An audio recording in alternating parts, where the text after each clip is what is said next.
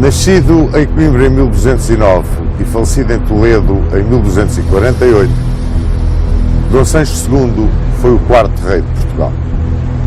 Reinou entre 1223 e 1248. E o seu reinado pode-se dividir em três períodos fundamentais. Um período de grande luta com o clero, um período de grandes conquistas militares, alargando o território português, e um terceiro período de derrota contra o clero, a nobreza e praticamente o povo. Viu-se sozinho. Não foi um rei feliz. Acabou por ser deposto, por vontade da Igreja e pelo próprio irmão. Soube, no entanto, encarar o seu final com uma extraordinária dignidade. Teve os seus fiéis, que junto dele se mantiveram até ao fim. Foi, ao cabo e ao resto, um grande conquistador, mas um fraco governante.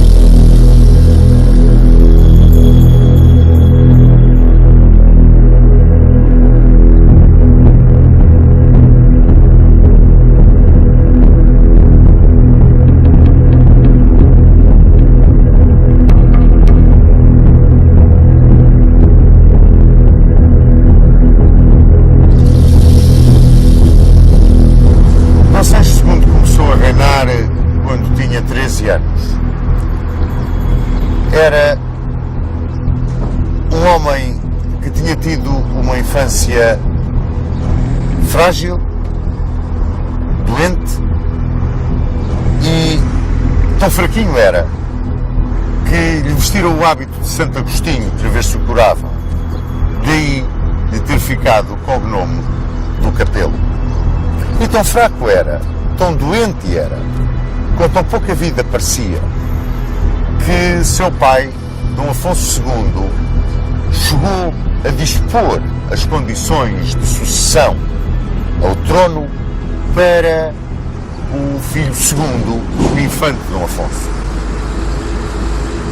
No início da sua vida como monarca, Dom Sancho II viveu sob a tutoria de três antigos ministros de seu pai: Mestre Vicente, Dom Pedro Anes e Dom Gonçalo Mendes. Logo aqui nesta tutoria, Dom Pedro Anes e Dom Gonçalo Mendes eram os representantes das grandes famílias que se degladiavam por essa mordomia que era chefiar a tutoria real.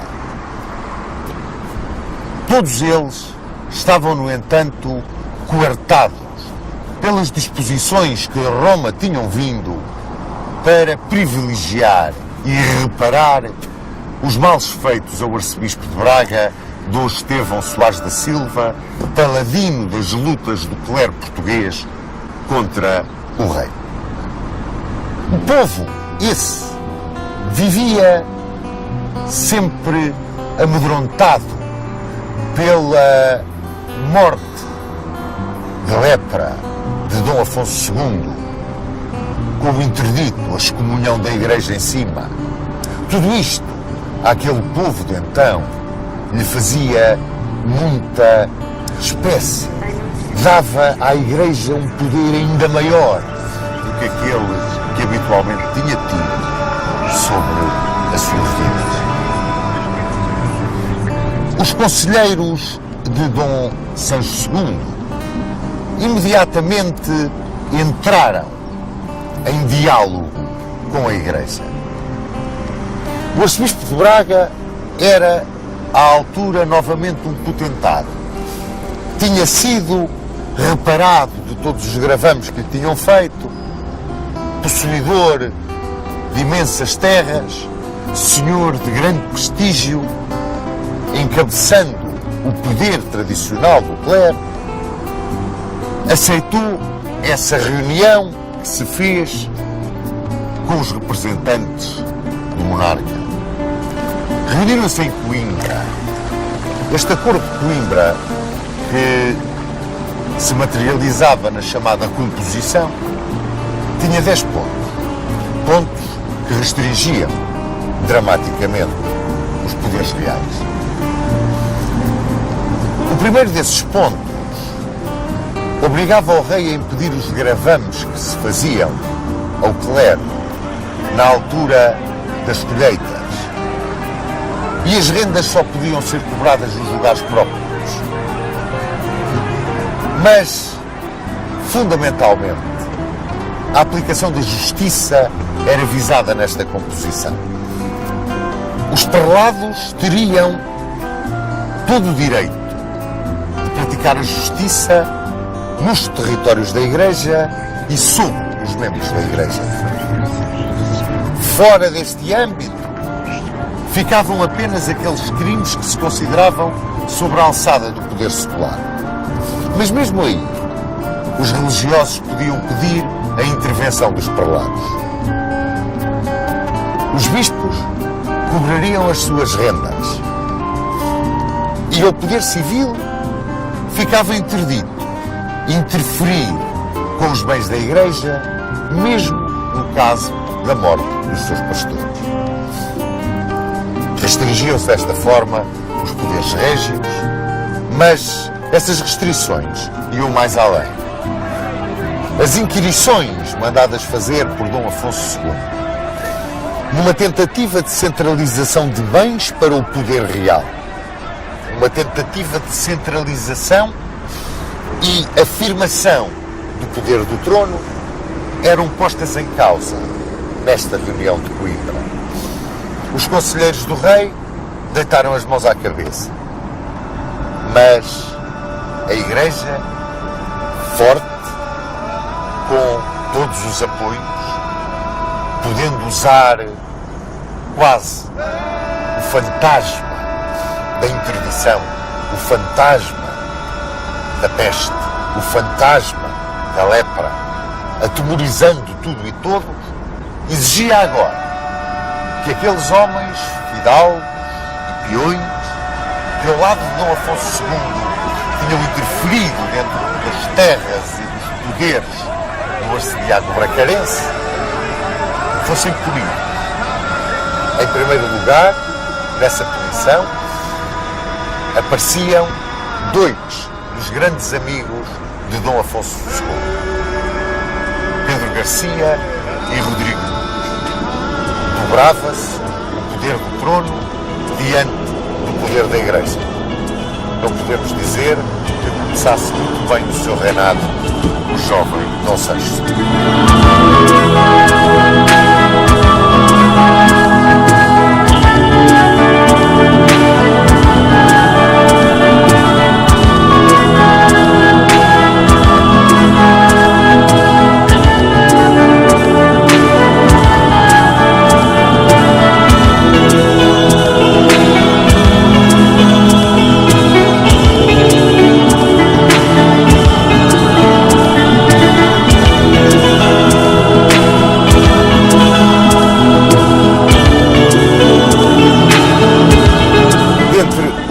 De Dom Sancho II, começou a ganhar grande importância a família Mendes de Sousa. No fundo, foram eles quem conseguiu a composição de Coimbra, os 10 pontos que marcaram, por assim dizer, o início da quebra do poder real face às exigências da Igreja, a grande luta que tinha sido travada por Dom Afonso II, fundamentalmente contra o arcebispo de Braga, que era agora o grande beneficiário nessa composição de Coimbra, foi a eles que as infantas se dirigiram, as irmãs de Dom Afonso II, para que de uma vez por todas se resolvesse a famosa questão que as opunha à coroa. Durante 12 anos, Dom Afonso II travou com as irmãs uma luta tremenda. Chegou a ter quase uma intervenção militar estrangeira, teve mesmo a entrada de tropas estrangeiras em Portugal. E o Papa tinha conseguido resolver o problema, mas a resolução não vinha a contento de ambas as partes. Essa é a verdade. E então as infantas protestavam agora junto dos Mendes de Sousa, dizendo mais uma vez que tinham sido esbulhadas dos seus bens que lhes cabiam a herança de Dom Sancho I, por Dom Afonso II. E os Mendes de Sousa deram razão às infantas, porque esta é a verdade. E assim, as infantas recebiam todos os bens a que tinham direito. As vilas, as aldeias, tudo o que tinham direito. E os rendimentos dessas terras a que elas tinham direito por herança. E apenas tinham que devolver à coroa o castelo de Montemor e ao mosteiro do Urvão dar a Jogueira. Ora, além disto, podiam fazer doações em vida, o que lhes estava vedado pelo acordo que tinham com Dom Afonso II. Mas, muito embora os castelos pertencessem ao rei e os rendimentos às infantas, as infantas podiam nomear os alcaides dos castelos que ficassem nas suas terras ou que elas mandassem nas suas terras construir durante as suas vidas. Quer dizer, o poder real de Dom Sancho II, que ainda era uma criança na altura, ficava reduzido a praticamente nada, com o poder da Igreja, com o poder da grande nobreza, que se materializava na solução favorável às infantas, na famosa questão das infantas. E quem ganhava todo o poder, todo o prestígio junto do clero e junto da alta nobreza era a família Mendes de Sousa. Ficava assim Dom Sancho II, no início do seu reinado, como que metido dentro de uma redoma. Ele nada decidia. Primeiro, porque era muito jovem. Segundo, porque os Mendes de Sousa tinham um tremendo poder. Eram, por assim dizer, eles os donos da política. Isto levou a que Dom Sancho II, praticamente desde o início do seu reinado, se visse arredado do papel de árbitro. O papel de árbitro que é, por assim dizer, a essência do papel do rei. O papel de árbitro junto dos seus súbditos. Ele, com a sua isenção, era quem podia realmente, e como supremo magistrado, resolver os problemas de grande profundidade que surgissem entre os seus súbditos. E Dom Sancho II, desde o início do seu reinado, ficava praticamente afastado dessa possibilidade. Dom Sancho II era fundamentalmente um guerreiro. Era um homem vocacionado para o campo de batalha. Era um espírito tolerante e extraordinariamente audaz na guerra, mas na sua vida de corte era indolente. Não ligava muito aos problemas da gestão do reino. Ele rodeava-se dos seus companheiros de aventura, dos seus companheiros de pândega. Ele adorava os prazeres da vida, sobretudo os prazeres da vida depois do risco das batalhas. E cumulava estes seus companheiros de grandes benesses. Isso punha um bocado contra a Igreja. Um bocado que foi crescendo, digamos assim, perdoem-me o plebeísmo. Porque, como ele não intervinha, os seus companheiros, que constituíam, por assim dizer, a nobreza militar, começaram a desafiar a própria Igreja. Iam aos bens da Igreja. havia questões tremendas. Criou-se na coroa e criou-se na corte quase um ambiente de anarquia. E o alto clero começou a capacitar-se de que o poder que o rei dava aos seus companheiros na guerra e praticamente a ação de árbitro inexistente por parte do rei iria levar a grande nobreza a tomar o poder da Igreja. E isso a Igreja, sobretudo naquela altura, não queria de forma nenhuma admitir.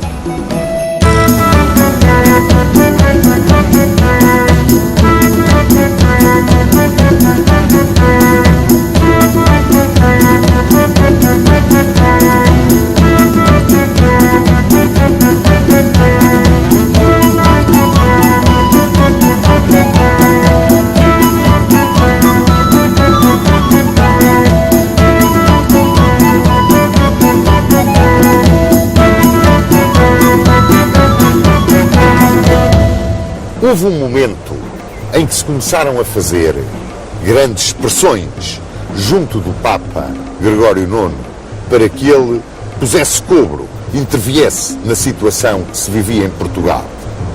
Mas Gregório IX só tinha olhos para cruzar. Todos os seus sentidos estavam apontados para a luta contra a Moirama. E aí Dom Sancho II e os seus cavaleiros eram os verdadeiros ases. Ora, sucede que houve um insulto muito grande feito à Igreja. Dom Sancho II tinha um irmão, Dom Fernando, o Infante de Serpa. E havia um litígio entre Sancho Gomes e João, o Deão da Sé de Lisboa, por causa de qual dos dois devia ocupar a prelazia da cidade de Lisboa, ser o bispo de Lisboa.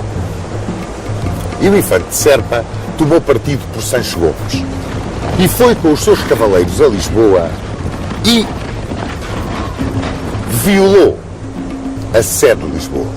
Destruiu os bens do Deão João, que era muito querido em Roma, e porque os seus cavaleiros não quiseram entrar com ele na Sé, ele regimentou os mouros da moraria ali cerca da Sé e com eles entrou na Sé.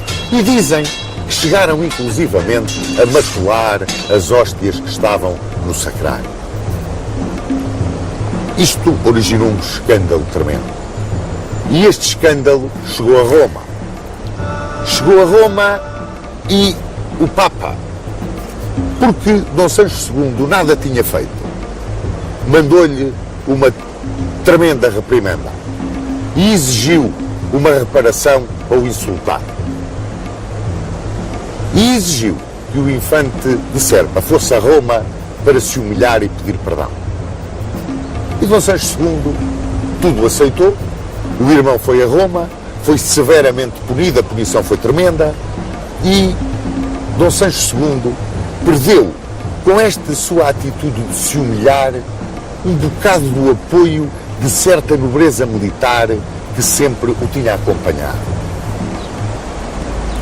Dom Sancho II tinha um irmão segundogénito, o Infante Dom Afonso, que tinha ido para a França ao cuidado da rainha Dona Branca. E ali casou com a viúva de Filipe o Crespo, conde de Borgonha. Chamava-se esta viúva Dona Matilde.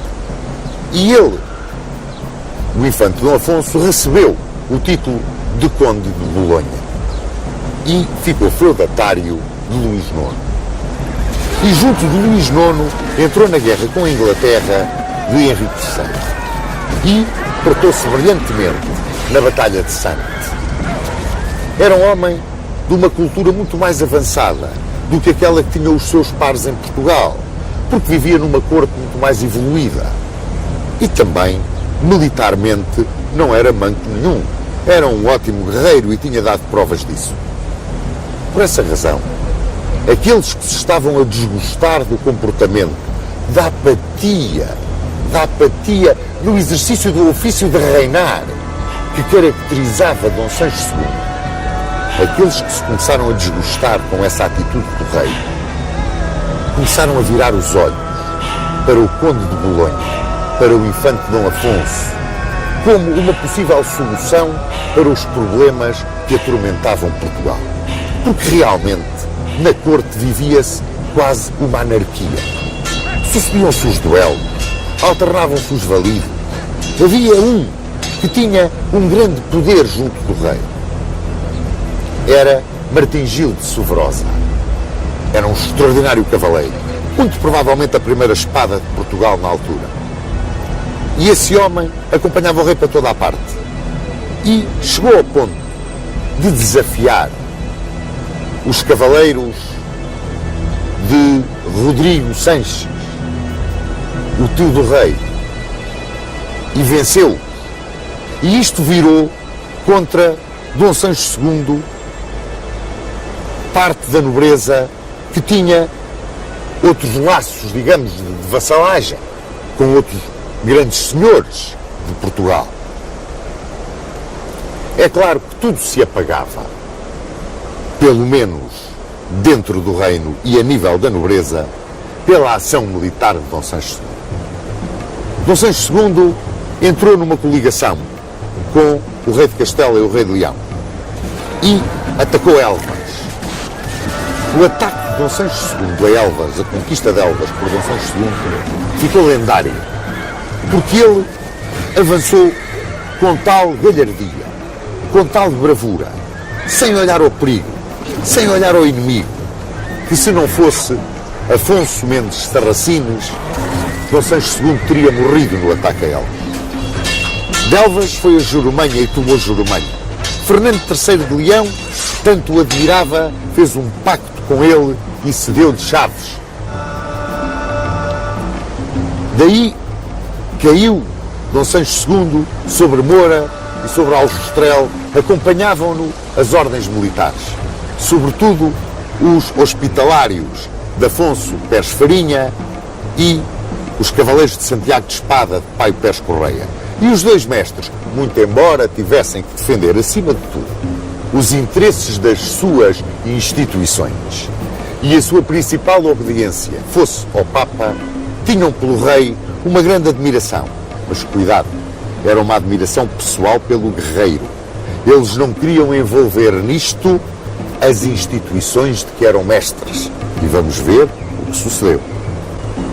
Dom Sancho II virou-se então contra o Algarve.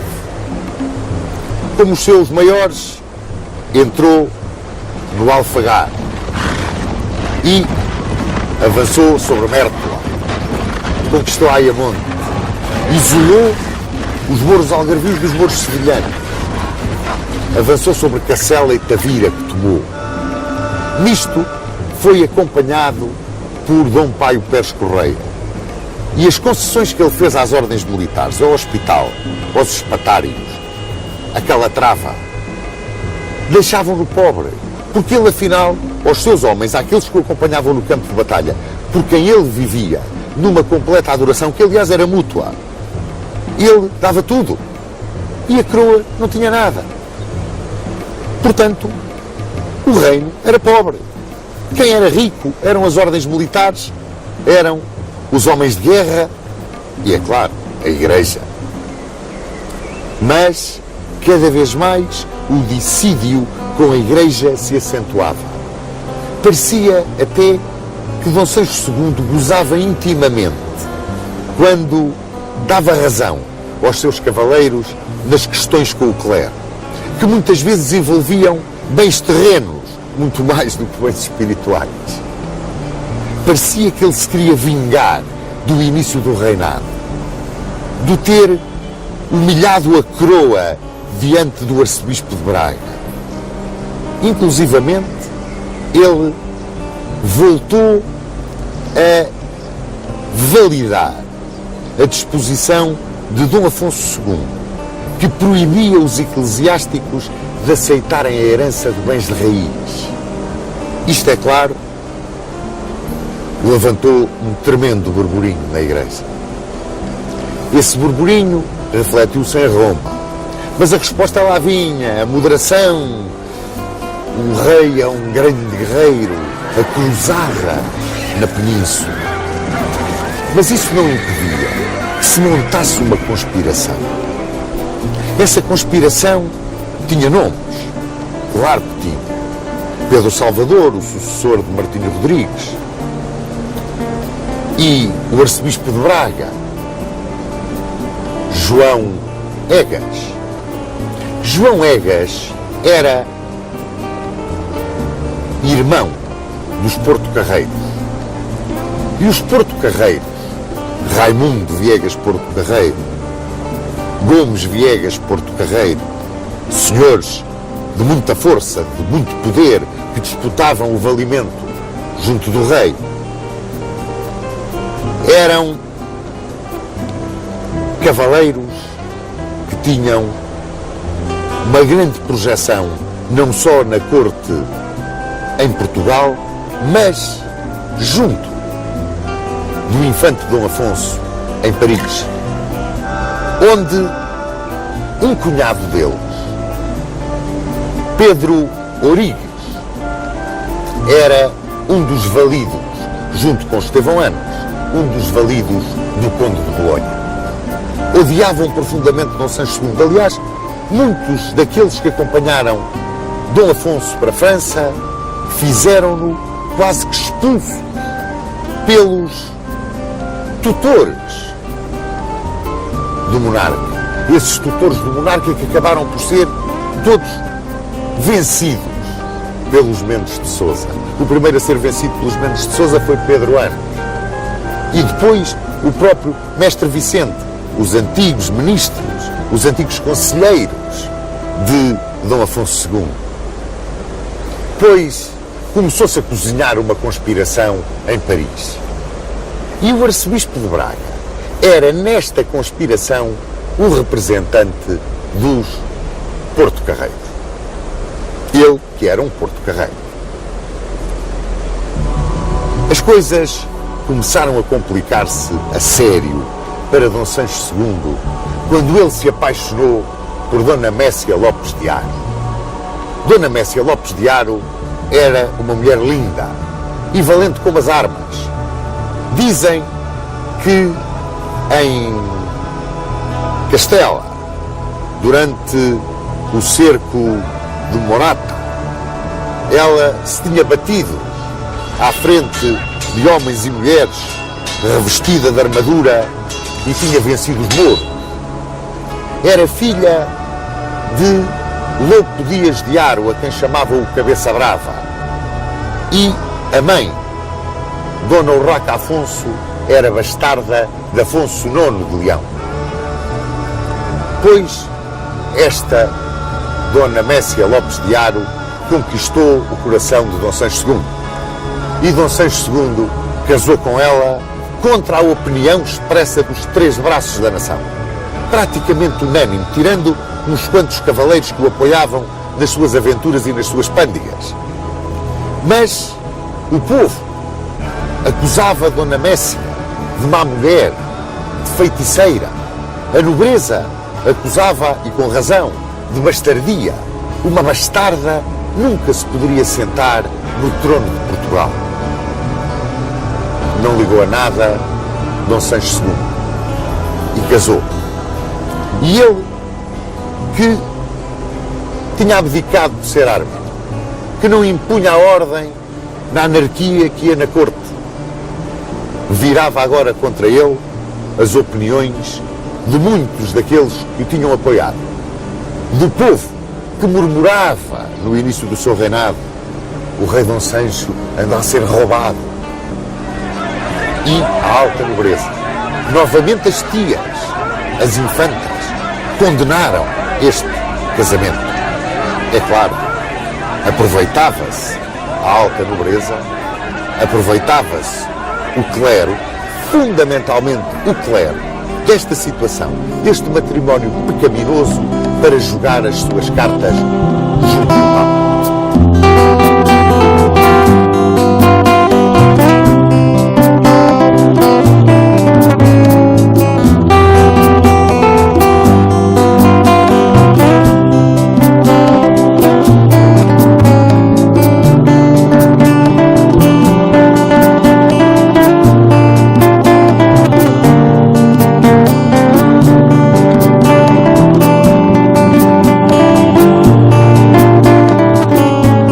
Notava-se agora no sólido pontifício Inocêncio IV. Inocêncio IV era um papa de uma têmpera tremenda. Basta dizer que excomungou o imperador da Alemanha. E para confirmar essa excomunhão, convocou um concílio em Leão, onde vivia. A esse concílio de Leão foram o arcebispo de Braga, João Egas e Gomes Viegas Porto Carrero. E levaram todas as queixas do clero português contra Dom Sancho II. Intrigaram, mexeram-se junto do Papa, junto da Cúria, que o rei não tinha força nenhuma, era um mole, era um homem que se deixava controlar pelos cavaleiros, pelos homens de guerra que traziam o país num estado de anarquia, não arbitrava conflitos, abdicava da função real, muito embora fosse um grande guerreiro.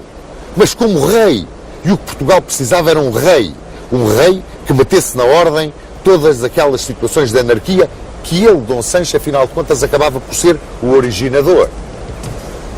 E foram dizendo que o rei não tinha filhos, Dona Mécia Lopes de Haro era bastarda, era feiticeira, a voz do povo era feiticeira, e que, portanto, talvez fosse melhor o Conde de Bolonha, um homem tão ponderado, de tão grande cultura, tão bem casado, um homem que, afinal de contas, o Papa podia pôr em Portugal para curar o reino e para, afinal de contas, compensar o clero português de todos os insultos de que era vítima no cotidiano.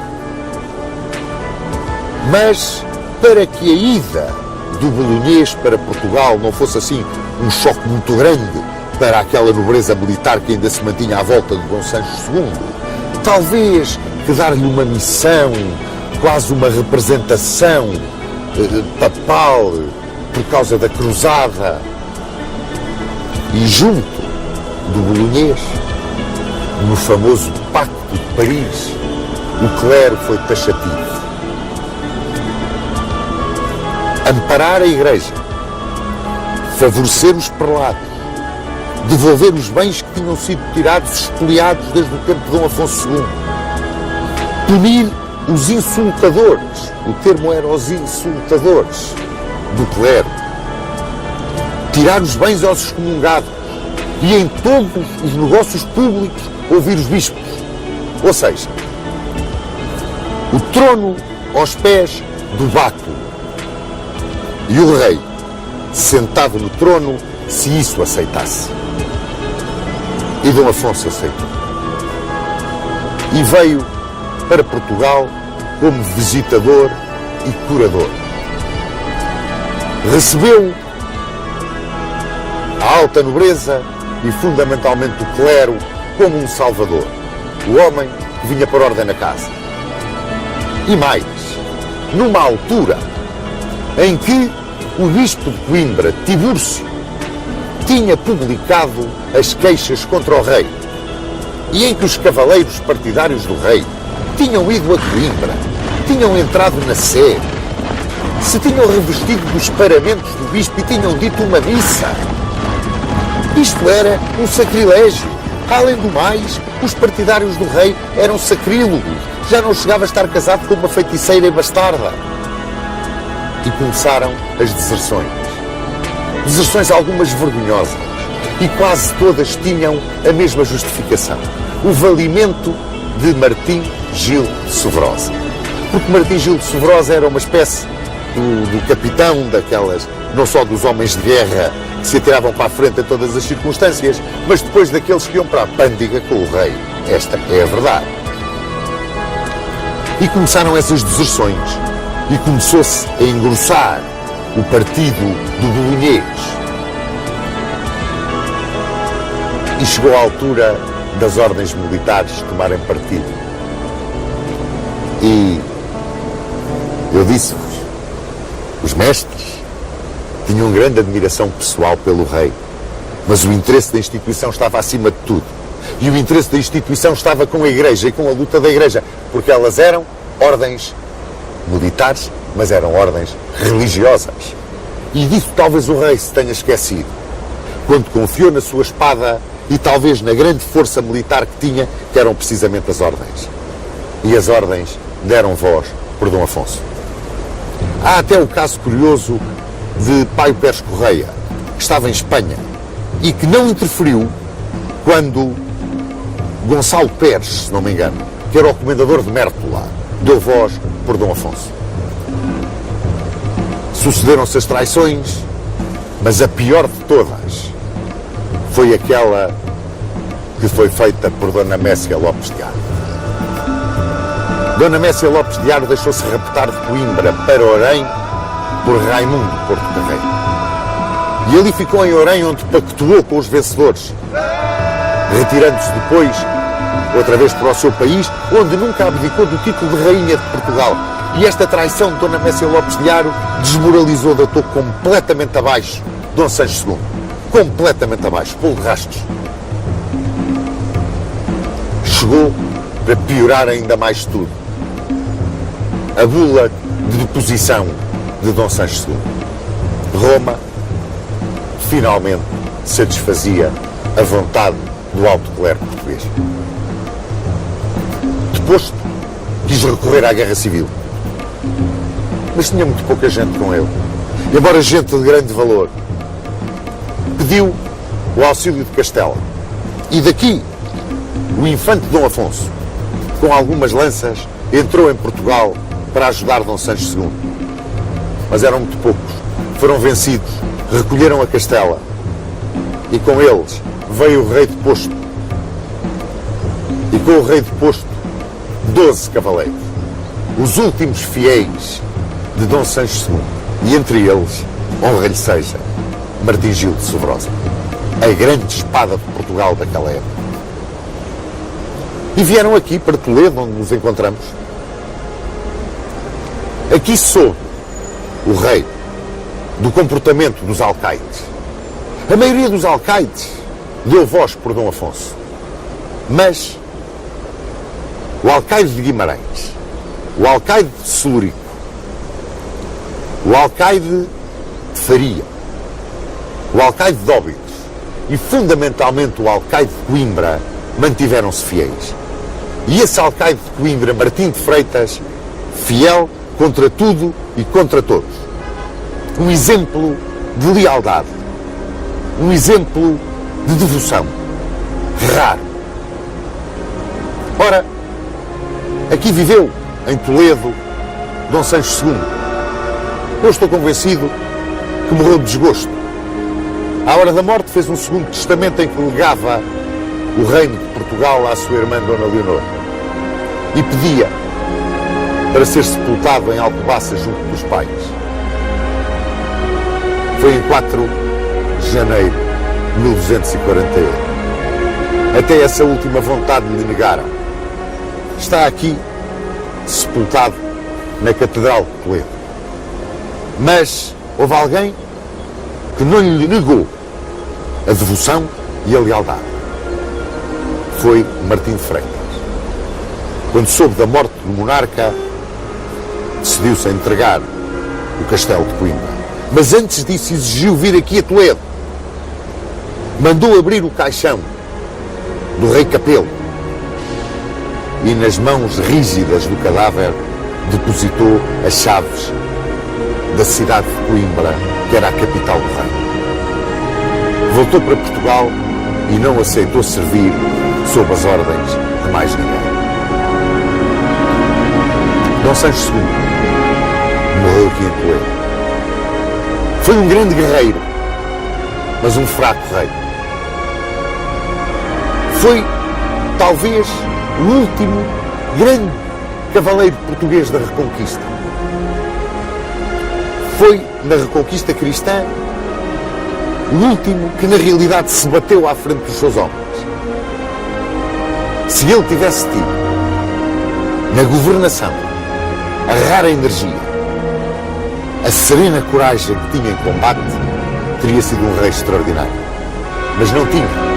E abdicou sobretudo, meus amigos, dessa premissa do exercício da realeza, o ser o árbitro, como nunca o quis ser. Na verdade e na realidade, podemos dizer que nunca exerceu o seu mandato de rei de Portugal.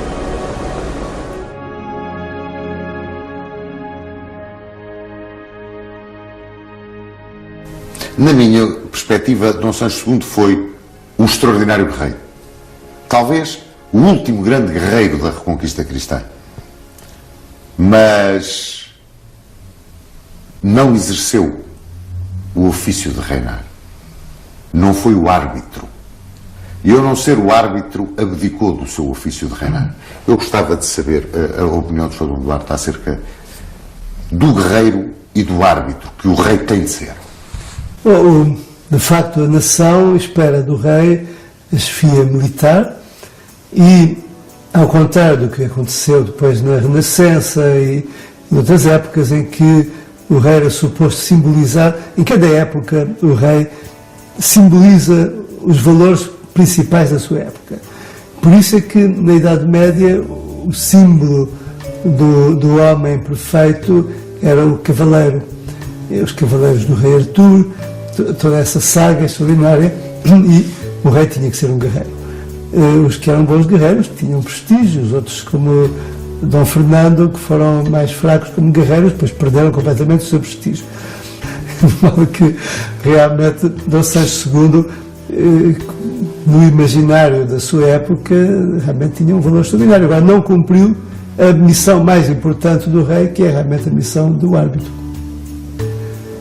Vários historiadores militares consideram que o momento mais alto do reinado de Dom Sancho II é a opção estratégica do Val do Guadiana e, portanto, o isolamento dos mouros andaluzes, dos mouros algarvios. Não acha que, de certa maneira, Sr. Dom Duarte, isto tudo vem mostrar que Dom Sancho II não era o fraco, o homem sem qualidade de decisão que tanto nos têm querido pintar? Claro, era preciso muita coragem para fazer uma expedição dessas, porque, na verdade, estava em pleno território muçulmano, não é? E o risco era muito grande. De facto, indubitavelmente, foi um ato muito corajoso. E, ao mesmo tempo, para se poder garantir a segurança do território português, é indispensável controlar aquela costa tão acessível, cheia de bons portos, que fazia face ao mundo islâmico, ao Maghreb. A deposição de Dom Sancho II é sempre um ponto na história de Portugal que tem dividido os autores. Será que é quase um ajuste de contas da Igreja com a monarquia portuguesa a demissão de Dom Sancho II, a deposição de Dom Sancho II? Tem essa ideia? Bem, havia certamente essa influência grande, porque é preciso ver que a Igreja era a grande garante da estabilidade e da ordem na Europa na época. E quando o rei desafiava a Igreja, punha em causa muito mais do que um país. Quer dizer, se os outros reinos europeus começassem também a combater em força da Igreja, podia ser o fim da Europa. Seria o regresso a um período de desordens e de guerras entre os europeus. Não é? O Papa era o grande árbitro da Europa na época.